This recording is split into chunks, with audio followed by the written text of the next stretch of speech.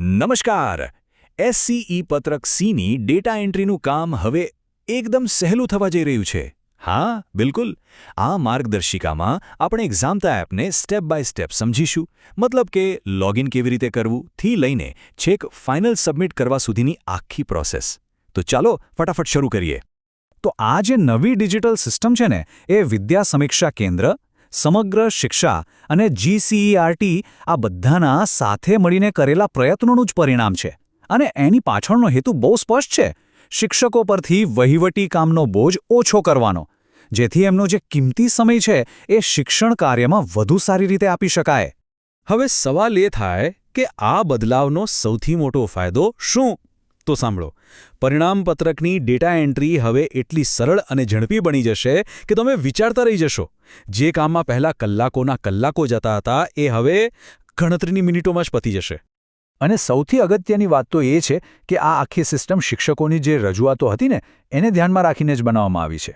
મૂળ ઉદ્દેશ્ય એક જ છે કે મેન્યુઅલ કામકાજ ઘટાડવું, જેથી શિક્ષકો પોતાનું પૂરું ધ્યાન ભણાવવા પર, એટલે કે શૈક્ષણિક કાર્ય પર આપી શકે. તો ચાલો હવે સીધા જ પ્રોસેસ પર આવીએ. સૌથી પહેલું સ્ટેપ, એક્ઝામ્પલ એપમાં લોગિન કેવી રીતે કરવું? ચાલો જોઈએ આ કેટલું સહેલું છે. જુઓ, એપને શરૂ કરવાના બે એકદમ સહેલા રસ્તા છે. એક તો સ્ક્રીન પર જે QR કોડ દેખાય છે એને સીધો મોબાઈલથી સ્કેન કરી લો, અથવા તો જે લિંક આપી છે એના પર ક્લિક કરીને પણ સીધા જ શરૂ કરી શકો છો. બહુ સિમ્પલ. જેવો શિક્ષક કોડ નાખશો ને એટલે તરત જ સિસ્ટમ વેરિફિકેશન માટે તમારા રજિસ્ટર્ડ મોબાઈલ નંબર પર એક OTP મોકલશે, જેને આપણે વન ટાઈમ પાસવર્ડ કહીએ છીએ. હવે જે 4 અંકનો OTP આવ્યો એને અહીંયા નાખીને બસ કન્ફર્મ બટન પર ક્લિક કરી દેવાનું. અને બસ થઈ ગયું લોગિન. તમે એપ્લિકેશનની અંદર આવી જશો. ઓકે, તો લોગિન તો થઈ ગયું, પણ હવે આવે છે એક બહુ જ અગત્યનું સ્ટેપ: વિગતોની ખરાઈ.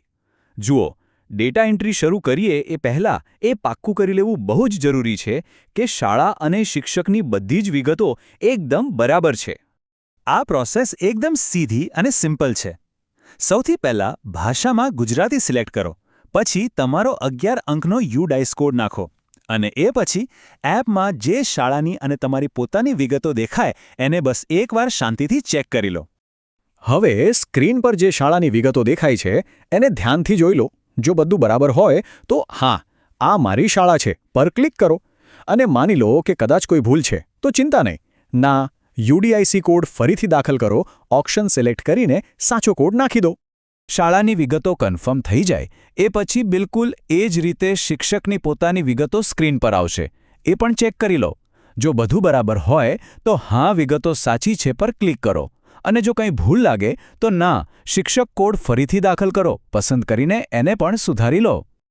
ચાલો, તો વેરિફિકેશનનું કામ પૂરું. હવે આપણે આવી ગયા છીએ આખી પ્રોસેસના સૌથી મુખ્ય ભાગ પર: વિદ્યાર્થીઓના ગુણની એન્ટ્રી. ચાલો એકદમ ડિટેલમાં સમજીએ કે અલગ-અલગ મૂલ્યાંકનના ગુણ કેવી રીતે એન્ટર કરવાના છે. આ એપની એક ખાસિયત મને બહુ જ ગમી. અહીં એક જ સ્ક્રીન પર એક જ વિદ્યાર્થીના બંને સત્રના બધા જ વિષયોના ગુણ એક સાથે નાખી શકાય છે. એટલે વારંવાર અલગ-અલગ પેજ ખોલવાની કે ફોર્મ ભરવાની કોઈ ઝંઝટ જ નહીં. બહુ મોટો ફાયદો છે આ. હવે ગુણ ભરવા માટે મુખ્યત્વે 3 કેટેગરી છે. પહેલું છે પત્રક A, એટલે કે આપણું રચનાત્મક મૂલ્યાંકન. બીજું છે સ્વ-અધ્યયન કાર્ય. અને ત્રીજું છે પત્રક B, જે વ્યક્તિત્વ વિકાસને લગતું છે. ચાલો આને જરા વધારે સહેલાઈથી સમજીએ. પત્રક Aમાં આપણે ત્રૈમાસિક કસોટીના 40માંથી આવેલા ગુણ ભરવાના છે. પછી સ્વ-અધ્યયન કાર્યમાં 20માંથી ગુણ નાખવાના છે. અને છેલ્લે પત્રક Bમાં વ્યક્તિત્વ વિકાસના જે કુલ ગુણ હોય એ ભરવાના છે. અને આ સિસ્ટમની એક મજાની વાત કહું, તમે જેમ જેમ ગુણ ભરતા જશો ને એમ નીચે ટોટલ સ્કોર ઓટોમેટિક આપમેળે જ અપડેટ થતો રહેશે. એટલે જાતે સરવાળા કરવાની કોઈ જરૂર જ નહીં, અને ભૂલ થવાનો તો કોઈ સવાલ જ નથી. ઓકે, તો બધા ગુણ ભરાઈ ગયા.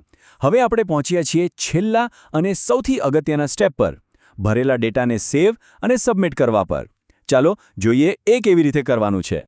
એકવાર તમે બધા જ ગુણ ભરી દો અને ખાતરી કરી લો કે બધું બરાબર છે, પછી નીચે જે વાદળી રંગનું સેવ બટન દેખાય છે એના પર ક્લિક કરવાનું ભૂલતા નહીં. બસ એ બટન દબાવશો એટલે વિદ્યાર્થીનો બધો જ ડેટા સિસ્ટમમાં એકદમ સુરક્ષિત રીતે સેવ થઈ જશે. તો આખી પ્રોસેસ તો આપણે સમજી લીધી, પણ હવે મુખ્ય સવાલ પર પાછા આવીએ કે આ નવા ડિજિટલ સાધનનો અસલી ફાયદો શું છે? આ ફેરફાર શા માટે આટલો બધો જરૂરી હતો? અને જવાબ અહીં છે. આ છે આખી મહેનતનું પરિણામ. આપણે ફક્ત એક જ વાર ડેટા એન્ટ્રી કરવાની છે અને બાકીનું કામ સિસ્ટમ કરશે. પત્રક સી એટલે કે પરિણામ પત્રક અને પત્રક એફ એટલે કે માર્કશીટ બધું જ ઓટોમેટિક બની જશે. મતલબ હવે હાથથી પત્રકો બનાવવાનું કામ ભૂલી જ જવાનું. તો આ હતી ક્ષમતા એપ દ્વારા ડેટા એન્ટ્રી કરવાની એકદમ સરળ અને ફટાફટ પૂરી થતી પ્રોસેસ. હવે જતાં એક સવાલ મનમાં મૂકીને જાઉં છું કે આ ડિજિટલ સાધનથી જે સમય બચવાનો છે એ સમયનો ઉપયોગ આપણા શિક્ષણ કાર્યને હજી વધુ સારું, વધુ અસરકારક બનાવવા માટે આપણે કેવી રીતે કરી શકીએ? આના પર વિચારવા જેવું ખરું ને?